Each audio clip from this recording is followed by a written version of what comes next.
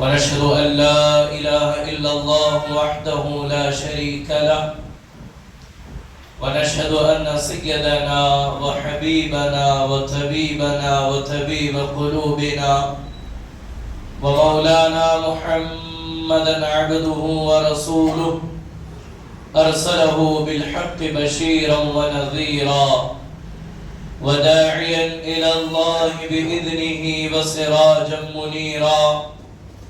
أما بعد، فقد قال الله تبارك وتعالى في القرآن المجيد والفرقان الحميد: فأعوذ بالله من الشيطان اللعين الرجيم. بسم الله الرحمن الرحيم. يا أيها الذين آمنوا توبوا إلى الله توبة نصوحا. وقال: إن الله يحب التوابين ويحب المتطهرين. قال النبي صلى الله عليه وسلم: التائب حبيب الله، التائب من الذنب كمن لا ذنب له. آمنت بالله صدق الله العظيم وصدق رسوله النبي الأمين المكين المختار الكريم، ونحن على ذلك لمن الشاهدين والشاكرين، والحمد لله رب العالمين. اللهم رب اشرح لي صدري ويسر لي أمري واحلل عقدة من لساني يفقهوا قولي. اللهم نبر قلوبنا بالقرآن وزين أخلاقنا بالقرآن ونجنا من النار بالقرآن وأدخلنا الجنة مع القرآن. معزز و محترم و محتشم بزرگوں اور دوستوں، ہم عمر و نوجوان ساتھیوں، السلام علیکم ورحمۃ اللہ وبرکاتہ۔ وعلیکم السلام۔ اللہ رب العزت کا بے پناہ احسان عظیم ہے کہ اللہ تبارک و تعالی نے پھر سے مجھے اور آپ کو جمعہ کریم کی برکتوں رحمتوں سے سرفراز فرمایا۔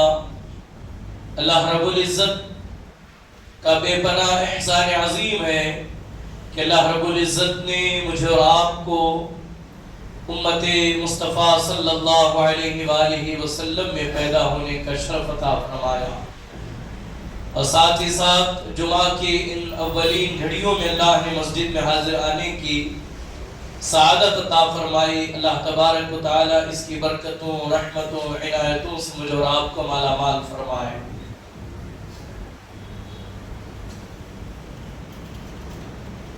ماہ شعبان المعظم اپنے اختتام کی طرف رواں دواں ہے۔ جو ایام گزر رہے ہیں، ماہ رمضان المبارک ہمارے قریب سے قریب تر ہوتا جا رہا ہے۔ اللہ نے چاہا تو انشاءاللہ آنے والا جمعہ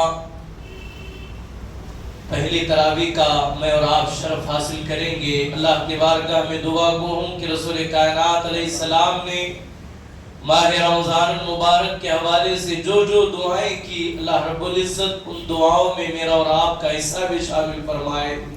اللہ ایمان و عافیت کے ساتھ، صحت و سلامتی کے ساتھ اللہ ماہ رمضان عطا فرمائے، اور اس ماہ رمضان کو میرے لیے، آپ کے لیے، تمام امت مسلمہ کے لیے ذریعہ نجات بنائے۔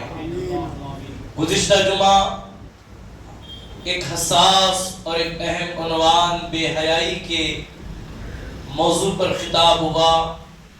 اس جمعہ انشاءاللہ اسی موضوع کے تحت انسان حیا سے بچنے کے لیے، انسان گناہ کرنے کے بعد جو راہ اختیار کرے وہ راہ توبہ ہے۔ اسی لیے میں نے قرآن مقدس کی بڑی مشہور و معروف آیت کریمہ کی تلاوت کا شرف حاصل کیا، جس میں اللہ تبارک و تعالی اپنے بندوں کو حکم ارشاد فرما رہا ہے: اے ایمان والو، اللہ کی طرف رجوع کرو اور سچی توبہ کرو، توبہ حاصل کرو۔ اور فرمایا: ان اللہ یحب التوابین ویحب المتطہرین، بے شک اللہ توبہ کرنے والوں کو پسند فرماتا ہے اور توبہ کرنے والوں کو پاک کر دیتا ہے۔ چونکہ ماہ رمضان سر پر ہے، ماہ رمضان میں ہر آدمی کو عبادتوں سے اپنے آپ کو مزین کرنا ہے، اپنے سینوں کو نور رمضان سے منور کرنا ہے۔ اب آنے والے ماہ مکرم میں مجھے اور آپ کو دن رات اللہ کی حمد و ثنا، اس کی کبریائی بیان کرنی ہے، تو یہ اسی وقت ممکن ہوگا کہ ہم اس سے پہلے سچی توبہ کر لیں، اس سے پہلے ہم جو ہے اللہ کے حضور، جو ہم اللہ کا در چھوڑ کر کے دور جا رہے ہیں، قریب ہو کر پھر سے اللہ کا قرب حاصل کریں اور توبہ کر کے ہم اپنے اعمال کو سدھار لیں۔ اسی عنوان پر مجھے اور آپ کو گفتگو کرنی ہے۔ اللہ مجھے حق بولنے، آپ کو حق سننے، اس پر عمل کرنے کی توفیق عطا فرمائے۔ آئیں ایک مرتبہ ہم اور آپ مل کر سب سے پہلے حضور احمد مجتبی محمد مصطفیٰ ارواحنا روح فدا صلی اللہ علیہ وآلہ وسلم کی بارگاہ بے کسبنا میں عقیدت و محبت کے ساتھ بآواز بلند درود پاک کا ہدیہ پیش کریں۔ اللہم صلی علی سیدنا محمد وعلی آل سیدنا محمد کما صلیت علی سیدنا ابراہیم وعلی آل سیدنا ابراہیم انکا حمید مجید۔ اللهم بارك على سيدنا محمد وعلى آل سيدنا محمد كما باركت على سيدنا إبراهيم وعلى آل سيدنا إبراهيم إنك حميد مجيد۔ الصلاة والسلام عليك يا رسول الله، الصلاة والسلام عليك يا حبيب الله، وعلى آلك وأصحابك شفيعنا يوم الجزاء صلى الله عليه وآله وصحبه وبارك وسلم تسلیما کثیرا کثیرا۔ کسی اہل دل نے کہا تھا روز گناہ کرتا ہوں وہ چھپاتا ہے، روز گناہ کرتا ہوں وہ چھپا دیتا ہے، وہ روز گناہ کرتا ہوں وہ چھپاتا ہے اپنی رحمت سے، روز گناہ کرتا ہوں وہ چھپاتا ہے اپنی رحمت سے، کیونکہ میں مجبور اپنی عادت سے وہ مشہور اپنی رحمت سے، میں مجبور اپنی عادت سے وہ مشہور اپنی رحمت سے۔ توبہ کی امید پر ہو چکے بہت گناہ یا رب، مہلت تو مل رہی ہے توفیق بھی عطا کر، مہلت تو مل رہی ہے توفیق بھی عطا کر۔ رفیقان محترم، جب ہم ایمان لائے ہیں تو ہمیں یہ بتایا گیا کہ موت برحق ہے، قیامت برحق ہے، قبر برحق ہے، جزا اور سزا برحق ہے، جنت و دوزخ برحق ہے۔ اس کا انکار کرنے والا شخص دائرہ اسلام سے باہر ہو جاتا ہے۔ رفیقان محترم، ہمیں بہت ساری چیزوں سے آگاہ کیا گیا، لیکن ان باتوں میں چند باتیں ایسی بھی ہیں جنہیں پوشیدہ رکھا گیا، جنہیں چھپا کر کے رکھا گیا۔ ان میں دو اہم چیزیں ہیں۔ ایک، قیامت کے حوالے سے کسی کو معلوم نہیں کہ قیامت کب آئے گی، اللہ بہتر جانتا ہے، اللہ کے بتائے سے رسول اللہ صلی اللہ علیہ وسلم بہتر جانتے ہیں۔ البتہ رسول کائنات علیہ السلام نے بہت ساری نشانیاں بیان کی، لیکن حتمی حکم نہیں ارشاد فرمایا کہ قیامت کب قائم ہوگی۔ ساتھ ہی ساتھ جو ہے موت کے حوالے سے بھی کسی کو نہیں بتایا گیا، چاہے وہ امیر ہو، چاہے وہ غریب ہو، چاہے وہ جوان ہو، چاہے وہ بوڑھا ہو، چاہے وہ عالم ہو، چاہے وہ غیر عالم ہو، چاہے وہ عربی ہو یا عجمی ہو، کسی کو معلوم نہیں کہ انسان کب اس دنیا سے رخصت ہوگا، انسان کب موت کے آغوش میں چلا جائے گا۔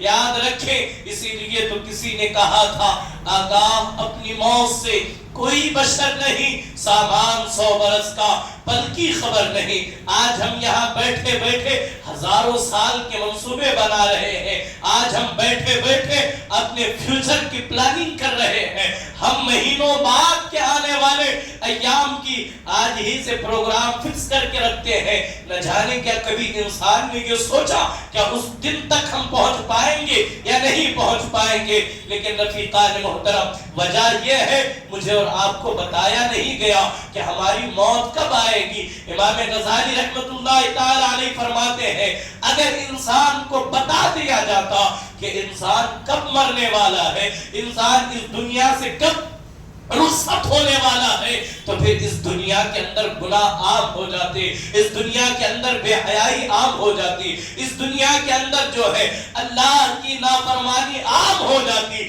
اس لیے کہ ہر انسان کی فکر یہی ہوتی، ہر انسان کی سوچ یہی ہوتی، چونکہ اب مجھے میری موت کا پتہ چل گیا ہے، اب میری موت کی تاریخ مجھے معلوم ہو چکی ہے، جب میری موت کا وقت قریب آئے گا میں چند لمحے پہلے جو ہے میں توبہ کر کے اپنے رب کو منوا لوں گا، جب میرے موت کا وقت قریب آئے گا چند سال پہلے جو ہے میں اللہ کی عبادت کرنا شروع کر دوں گا۔ تو رفیقان محترم، اسی لیے اللہ اور اس کے رسول نے نہیں بتایا کہ قیامت کب آئے گی، موت کب آئے گی، تو پھر انسان نافرمان ہو جاتا، اس لیے کہ موت اس تلخ حقیقت کا نام ہے جو اچانک بھی آ سکتی ہے، جو پیغام بھجوا کر کے بھی آ سکتی ہے۔ اللہ اکبر۔ حضرت سیدنا بعض ذہن کے حاشیے میں آئی ہے تو بتاتا ہوا آگے چلو۔ حضرت اسرائیل علیہ السلام، حضرت جناب ابراہیم خلیل اللہ کی خدمت میں حاضر ہے۔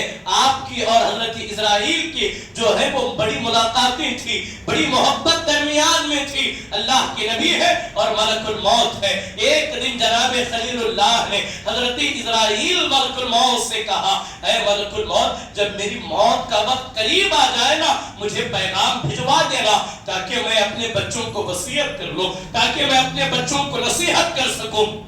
اللہ اکبر۔ رفیقان محترم، حضرت ملک الموت اسرائیل نے کہا اچھی بات ہے، آپ کی موت کا جب وقت قریب آئے گا آپ کو پیغام بھجوا دیا جائے گا۔ بات مکمل ہوئے، ایک دن ایسا معاملہ آیا، حضرت ملک الموت حاضر ہے اور آ کر کے کہا حضرت آپ کے اب جو ہے اس دنیا سے رخصت ہونے کا وقت آ گیا ہے، وہ آپ کو چلنا ہوگا، اللہ کے حضور حاضر ہونا ہوگا۔ اللہ اکبر۔ اپنے الفاظ کی جامع میں عرض کر رہا ہوں، حضرت ابراہیم نے کہا اے ملک الموت، اے اسرائیل، میری اور تمہاری دوستی کا کیا بنا، میری اور تیری محبت کا کیا بنا؟ کیا میں نے تجھ سے یہ نہیں کہا تھا کہ آنے سے پہلے پیغام بھجوا دینا، آنے سے پہلے مجھے مطلع کر دینا تاکہ میں قبر کی تیاری کر سکوں، تاکہ میں اپنی موت کی تیاری کرتے ہوئے اپنے تمام اہل و عیال کو نصیحت کر سکوں۔ اللہ اکبر۔ حضرت اسرائیل نے آپ کے سوال کے جواب میں یوں عرض کیا، اے جناب خلیل اللہ، میں نے کئی پیغام آپ تک بھجوائے، آپ تک ہی نہیں بلکہ ہر انسان تک میں پہنچاؤں گا، جس کے جسم کے بال سفید ہو جائیں وہ سمجھ لے یہ میرا پہلا پیغام ہے۔ اب بال سفید ہوئے، اب موت کا عنقریب وہ اس سے سامنا ہوگا۔ یہ اڑتے ہوئے جنازے، یہ جنازوں کی جو علامتیں ہیں یہ اس لیے ہے،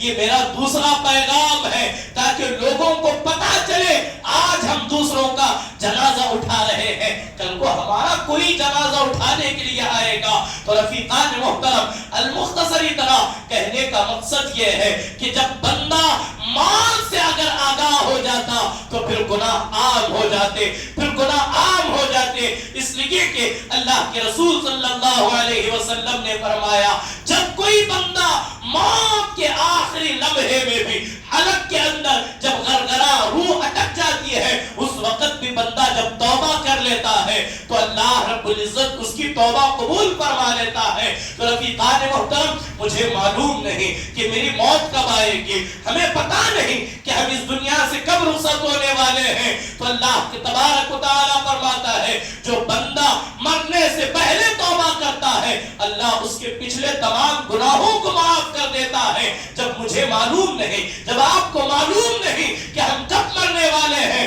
تو پھر موت کا انتظار کرنا بے وقوفی ہے، موت کا انتظار کرنا نادانی ہے۔ انسان کو چاہیے جو وقت میسر آئے، جس محفل اور جس مجلس میں بھی بیٹھے وہ توبہ کر کے اٹھے، اس لیے کہ اللہ کے رسول صلی اللہ علیہ وآلہ وسلم ارشاد فرماتے ہیں کہ اللہ اکبر، اللہ کے رسول علیہ السلام نے ارشاد فرمایا جب کوئی بندہ گناہ کرتا ہے تو اللہ تبارک و تعالی اس گناہ کی وجہ سے اس کا جو دل ہے نا، جو اللہ کی جلوہ گاہ ہوتا ہے، اس کا دل ہے نا، جب یہ संवर जाता है तो पूरा इंसान संवर जाता है। जब ये जो है वो गुमराह हो जाता है, जब ये बहक जाता है तो पूरा इंसान का वजूद बहक जाता है। कहा जाता है अल्लाह के रसूल सल्लल्लाहु अलैहि वसल्लम से हजरत अबू हुरैरा रिवायत करते हैं, जब बंदा गुनाह करता है तो अल्लाह तबारक व तआला की कुदरत से उसके दिल पर एक सियाह धब्बा दाग पड़ जाता है। जब बंदा गुनाह करने के बाद जैसे ही उसे अफसोस होता है, जैसे ही उसे नदामत होती है कि मैंने गुनाह किया है, तो जब बंदा तौबा करता है तो वो दाग उसके दिल से मिटा दिया जाता है, वो दाग उसके दिल से खत्म कर दिया जाता है। अब इसी सिक्के का, इसी तस्वीर का दूसरा रुख ये है, इंसान गुनाह कर रहा है, एक धब्बा बैठा, तौबा नहीं किया, फिर गुनाह किया, दूसरा धब्बा उसके दिल पर आ गया। देखते ही देखते इंसान गुनाह करता जा रहा है, दिन में भी गुनाह कर रहा है, रात में भी गुनाह कर रहा है, महफिल में भी गुनाह कर रहा है, तन्हाइयों में भी गुनाह कर रहा है। जब इंसान गुनाह करते करते जब उसका दिल सियाह हो जाता है तो फिर अल्लाह तबारक व तआला उसके दिल पर मोहर लगाता है और कहा गया कल्ला बल रान अला कुलूबिहिम मा कानू यक्सिबून। अब इसका दिल सियाह हो चुका है, अब इसका दिल जो है वो पाक होने वाला नहीं है। इस दिल को पाक करने का वाहिद हल और वाहिद रास्ता ये है कि बंदा अपने गुनाहों पर निदामत करते हुए अपने रब के हुजूर हाजिर हो जाए और अपने गुनाहों से तौबा करे, चाहे वो जितने ही गुनाह क्यों ना उसने किया हो, अल्लाह तौबा की बरकत से उसके तमाम गुनाहों को माफ कर देता है, अल्लाह उसके तमाम गुनाहों को मिटा देता है। रफीकान मोहतरम ज़रा तवज्जो फरमाइए, अल्लाह के रसूल सल्लल्लाहु अलैहि वसल्लम इरशाद फरमाते हैं कि जिस तरह आग जो है वो लकड़ियों को खत्म कर देती है, जिस तरह आग लकड़ियों को खा करके खत्म कर देती है, बेशक नेकियां बुराइयों को इस तरह ज़ाहिर और खत्म कर देती है जैसे पानी मैल को दूर कर देता है। इंसान गुनाह से तौबा करके जब नेकियां करता है तो अल्लाह उसकी नेकियों के बदले, उसके नेकियों के पानी से उसके दिल को धो देता है, उसके गुनाहों को धो देता है, उसके खताओं को मिटा दिया जाता है। जरा तवज्जो करें ना, अल्लाह की बारगाह में जब कोई बंदा तौबा करता है तो अल्लाह रब्बुल इज्जत की रहमतें उसका किस अंदाज में इस्तकबाल करती हैं। यहाँ मैं जरूर आपकी तवज्जो दिलाना चाहूंगा, हम इबादत करते हैं, इबादत में लुत्फ नहीं आता, हम कुरान मुकद्दस पढ़ते हैं, कुरान मुकद्दस पढ़ते हुए दिल लरसता नहीं, हम अहले इल्म की गुफ्तगू सुनते हैं, गुफ्तगू सुनने के बाद, अहादीस रसूल सुनने के बाद दिल के अंदर खौफ और खशीयत की कैफियत पैदा नहीं होती। इसकी वजह यह है इंसान गुनाह करता है, तौबा नहीं करता, यही वजह है कि उसके अंदर अमल नजर नहीं आता, यही वजह है कि उसके अंदर जो है वो तब्दीली नहीं आती। हम तौबा समझते हैं कान खींचने को, हम तौबा तसव्वुर करते हैं गाल पीटने को, हम तौबा तसव्वुर करते हैं, हमारे जहन में ख्याल क्या है कि हम तौबा कर ले अल्लाह माफ करेगा। नहीं, याद रखें अल्लाह के रसूल सल्लल्लाहु अलैहि वसल्लम इरशाद फरमाते हैं तौबा नाम है हिजरत का, तौबा नाम है हिजरत करने का। बंदा जिस गुनाह से तौबा करता हो ऐसी तौबा करे कि दोबारा उसकी तरफ पलट करके उसके कदम ना बढ़े, दोबारा उसकी तरफ वो गुनाह की तरफ ना बढ़े। अल्लाह अकबर। जब बंदा सही मानों में तौबा करता है तो अल्लाह तबारक व तआला उससे इतना खुश होता है, इतना खुश होता है। आए हदीस का मफहूम मैं आपके सामने रखूं, बुखारी शरीफ जिल्द दुवम सफा नंबर 933 की हदीस है, किताब उद्दावात का बाब है। इसी तरह सही मुस्लिम जिल्द दुवम सफा नंबर 355 किताब तौबा में हजरत सैयदना अब्दुल्लाह इब्न मसऊद और कई सहाबा से इस हदीस को नकल किया गया कि जब गुनहगार बंदा, जब कोई मोमिन बंदा जब तौबा करता है अल्लाह कितना खुश होता है। बाज़ मकामात पर कहा गया जब कोई तौबा करता है अल्लाह उससे इतना खुश होता है कि मशरिक से लेकर मगरिब तक जितने कब्रिस्तान हैं अल्लाह तबारक व तआला उसकी तौबा की बरकत से इतना खुश होता है कि तमाम कब्रिस्तानों से अजाब को उठा लिया जाता है, तमाम कब्रिस्तानों से अजाब को उठा लिया जाता है। अल्लाह توبہ کرنے والے سے ایسا قبول، ایسا راضی ہو جاتا ہے، ایسا راضی ہو جاتا ہے کہ اس کی توبہ کی وجہ سے اللہ آسمانوں میں قندیل نور کی روشن فرماتا ہے۔ جب پوچھنے والے پوچھتے ہیں یہ آسمان میں روشنی کیسی ہے، تو کہا جاتا ہے یہ روشنی اللہ کے بندے کی توبہ کے کرنے کے بدولت ہے، یہ اس کے بدلے میں اللہ نے جو ہے وہ آسمان کو منور کیا ہے۔ تو میں عرض کر رہا تھا اللہ کے رسول صلی اللہ علیہ وآلہ وسلم فرماتے ہیں ایک شخص نکلا ہے جو ہے وہ جنگلوں بیابان سے گزرتے ہوئے وہ صحرا کی طرف وہ نکل پڑا۔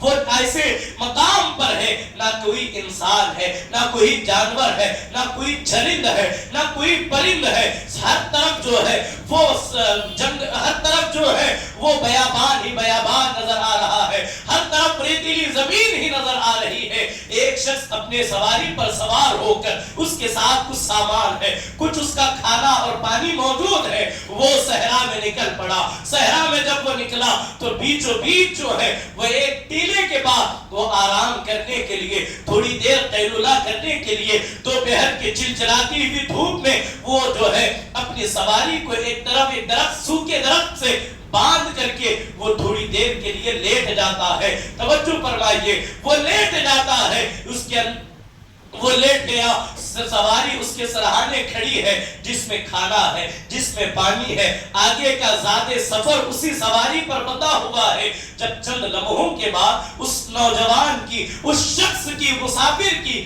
جب آنکھ کھلی تو اس نے کیا دیکھا؟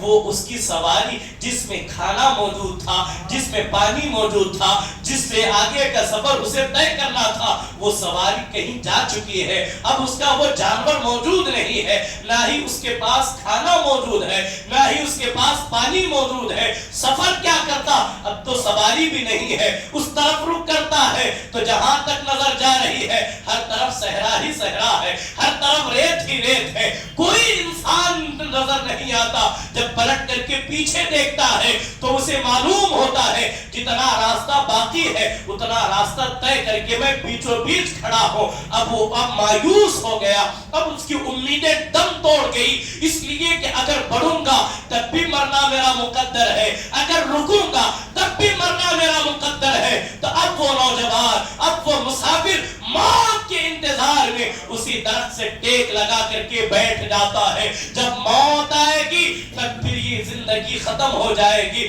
رفیقان محترم ذرا توجہ فرمائیے، اب وہ موت کے انتظار میں اللہ کے رسول صلی اللہ علیہ وآلہ وسلم ارشاد فرماتے ہیں، بخاری و مسلم کی متفق علیہ حدیث ہے، اب وہ نوجوان لیٹ گیا کہ اب میری موت آئے گی، اس سفر کا حل یہی ہے، موت ہی اس کا حل ہے، کوئی دوسرا چارہ نہیں، کوئی دوسرا راستہ نہیں۔ اب وہ موت کے انتظار میں لیٹ گیا۔ کچھ دیر کے بعد، کچھ لمحوں کے بعد جب اچانک اس کی آنکھ کھلی تو اس نے کیا دیکھا؟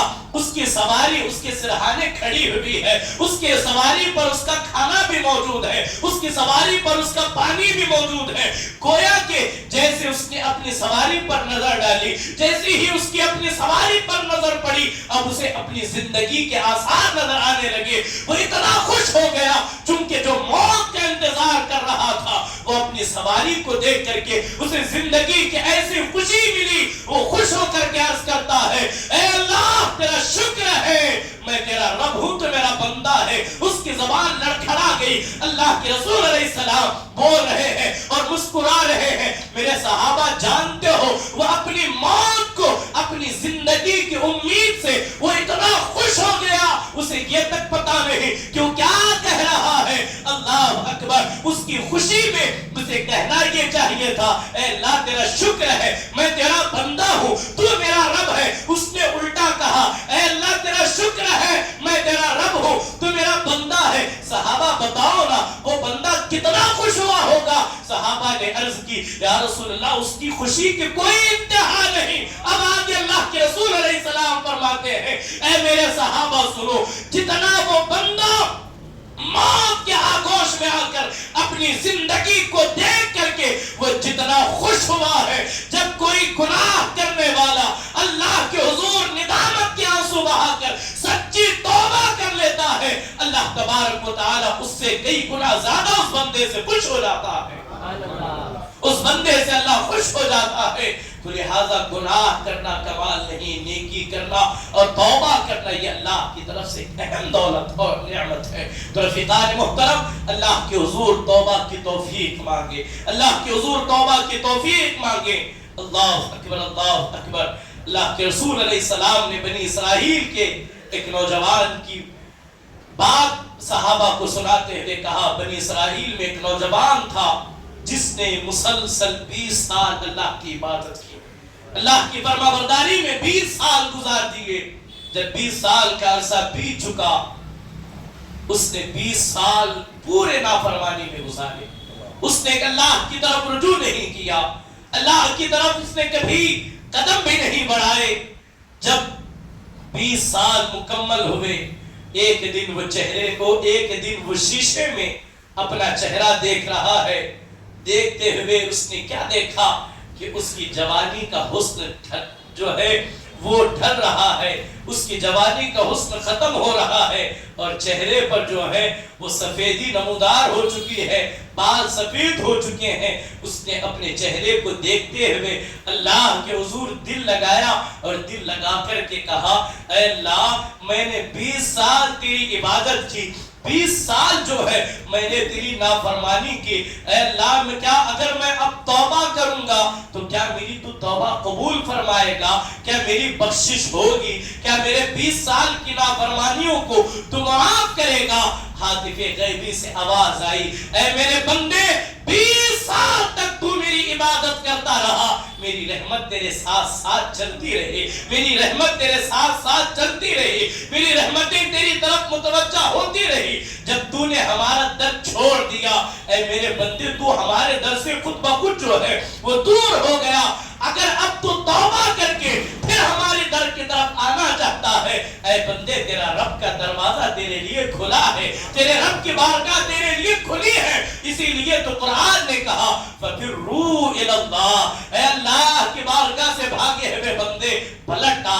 اس لیے کہ تو گناہ تو نے کیا ہے تب بھی پلٹ آ، تو نے جرائم کیے ہیں تب بھی پلٹ آ. اس لیے کہ تیرا رب بڑا کریم ہے، تیرا رب بڑا رحیم ہے، تیرا رب جو ہے وہ بڑا کرم کرنے والا ہے. جب تو کوئی بندہ اس کے حضور حاضر ہو کر سچی توبہ کر لیتا ہے، اللہ کے رسول علیہ السلام فرماتے ہیں، التائب حبیب اللہ، اللہ توبہ کرنے والے کو پسند فرماتا ہے، اللہ توبہ کرنے والے کو محبوب رکھتا ہے. اور فرمایا، التائب من الذنب کمن لا ذنب لہ، جس نے توبہ کر لیا اللہ اسے ایسا کر دیتا ہے، ایسا پاک و صاف کر دیتا ہے کہ اس نے کبھی گناہ کیا ہی نہیں. اللہ اکبر، یہ اس کی رحمت ہے، یہ اس کا کرم ہے. اللہ کے رسول صلی اللہ علیہ وآلہ وسلم ارشاد فرماتے ہیں کہ اللہ اکبر، اللہ رب العزت نے، اللہ کی جو رحمت کاملہ ہے، اللہ کی جو بندوں پر جو شفقت اور محبت ہے، اللہ رب العزت نے اپنی رحمت کے 100 حصے کیے. توجہ فرمائیے، اللہ نے اپنی رحمت کے 100 حصے کیے، ایک حصہ دنیا میں بھیجا، 99 حصے اپنے پاس رکھے. یہ ایک حصہ ہے جب بندہ ہزارہ گناہ کرنے کے بعد بھی جب توبہ کرتا ہے اللہ بخش دیتا ہے. ابھی میں نے کہا جب بندہ توبہ کرے تو ایسی توبہ کرے کہ پلٹنا اس کے لیے ممکن نہ ہو. جس طرح امام غزالی فرماتے ہیں، جس طرح بکری کے تھنوں سے نکلا ہوا دودھ واپس اسی راستے سے پلٹ نہیں سکتا، توبہ کرنے والا اس طرح توبہ کرے کہ پلٹنا اس کے لیے ناممکن ہو، تو پھر وہ وقت کا ولی بن جاتا ہے. جو سچی توبہ کرتا ہے اللہ اسے مقام ولایت پر فائز کرتا ہے. اس لیے کہ آپ تاریخ کو پڑھیں، جتنے بڑے بڑے اولیاء کاملین گزرے ہیں، اللہ اکبر، حضرت حبیب عجمی کی تاریخ کو آپ پڑھیں، ابھی توبہ نہیں کی، بصرہ کی سرزمین پر ہے. آپ پورے بصرہ کی تاریخ کو اٹھا کر کے پڑھیں، بصرہ میں یہ حبیب ہے، حبیب، اللہ اکبر. کہا جاتا ہے جسے آج ہم حبیب عجمی کے نام سے یاد کرتے ہیں، وہ بصرہ کے اندر لوگ اسے حبیب سود خور کے نام سے یاد کرتے تھے. حبیب سود خور ہے، جس راستے سے بھی جاتا ہے لوگ دامن بچا لیتے ہیں، جس گلی سے گزرتا ہے لوگ دامن سمیٹ لیتے ہیں، کہیں سود خور کے کے قدموں سے اڑتی ہوئی مٹی ہمارے دامن پر نہ لگ جائے۔ امام حسن بصری کہتے ہیں لوگوں توبہ کرو، اللہ توبہ قبول کرے گا۔ اسی اسنا میں جو ہے اللہ نے حبیب کے دل پر ایسی جو ہے وہ نظر رحمت ڈالی، اسی محفل میں حبیب نے توبہ کی، تاریخ گواہ ہے۔ وہ اللہ رب العزت نے اس کی توبہ کی برکت سے وہ مقام، وہ مرتبہ، وہ ولایت عطا فرمائی۔ آج بھی بڑی بڑی خانقاہوں میں جب حضرت حبیب عجمی کا نام لیا جاتا ہے تو بڑے بڑے شیخان طریقت ان کا نام سن کر جو ہے وہ اپنے سروں کو جھکا لیتے ہیں۔ وجہ یہ ہے جو بندہ گناہ کے بعد توبہ کر لیتا ہے، جو جتنا بڑا گنہگار ہوتا ہے جب وہ توبہ کرتا ہے تو اللہ اتنا ہی بڑا منصب بھی عطا فرماتا ہے۔ تو شرط ہے توبہ کرنا، شرط ہے توبہ کی طرف آنا، اس لیے کہ توبہ گناہ پر ندامت کا نام ہے۔ آپ نے کوئی گناہ کیا، چوری کی، جھوٹ آپ نے جھوٹ جو ہے آپ بولتے رہے، غیبت کرتے رہے، جب آپ توبہ کریں اس پر افسوس کریں۔ توبہ گال پیٹنے کا نام نہیں ہے، توبہ ندامت کا نام ہے، افسوس کا نام ہے، شرمندگی کا نام ہے۔ اس لیے کہ شرمندگی، ندامت، افسوس کی توبہ کہلاتا ہے۔ جب یہ چیزیں انسان کے اندر آئے نا، حضرت عبداللہ ابن مسعود فرماتے ہیں جب کوئی بندہ اللہ کے حضور حاضر ہو، اپنے گناہوں کو یاد کر کے اس کے حضور روئے اور عرض کرے اے اللہ میں نے یہ گناہ کیا، مجھے بخش دے، دوبارہ اس طرف نہیں پلٹوں گا، تو پھر اللہ اس کے گناہوں کو معاف کر دیتا ہے۔ بعض دفعہ آنے والے بہت سارے افراد آج ہم دیکھتے ہیں، آج ہر گھر میں پریشانیاں ہیں، ہر گھر میں بے برکتی ہے، ہر گھر کے اندر جو ہے اللہ اکبر پریشانیاں ہے، کاروبار اچھا نہیں چل رہا، پیسہ خوب ہے لیکن برکت نہیں ہے، بیماریاں ہیں، مصیبتیں ہیں، اللہ اکبر۔ حضرت سیدنا عبداللہ ابن عباس رضی اللہ تعالیٰ عنہ فرماتے ہیں جو شخص پابندی کے ساتھ استغفار پڑھتا ہے، پابندی کے ساتھ توبہ و استغفار کرتا ہے، اللہ رب العزت اس کے توبہ کو، اس کے استغفار کو ہر غم سے نجات کا ذریعہ بنا دیتا ہے۔ اللہ توبہ کو ہر مشکل سے نکلنے کا ذریعہ بنا دیتا ہے۔ اور فرمایا گیا جو بندہ صحیح معنوں میں توبہ و استغفار کرتا ہے، اللہ تبارک و تعالی اسے وہاں سے رزق عطا فرماتا ہے جہاں انسان تصور بھی نہیں کر سکتا، جہاں انسان گمان بھی نہیں کر سکتا۔ اور یاد رکھے بہت سارے گناہ ایسے ہوتے ہیں ہم نہیں کرتے لیکن ہمارے آبا و اجداد کے گناہوں کا وبال ہم پر بھی آ سکتا ہے، اس لیے کہ جو بغیر توبہ کے جو مر گئے ان کے گناہوں کا وبال ہم پر آئے گا، ان کے اولاد پر، ان کی نسلوں پر آتا ہے۔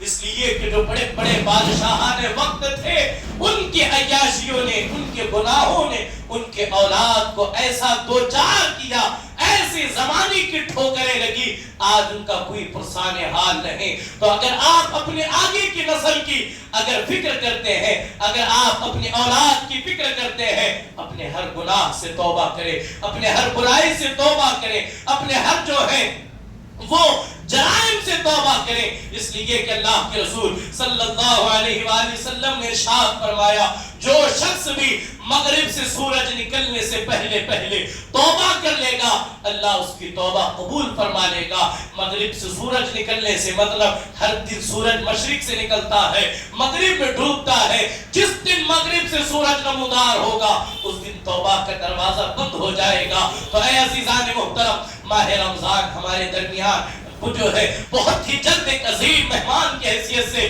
آنے والا ہے۔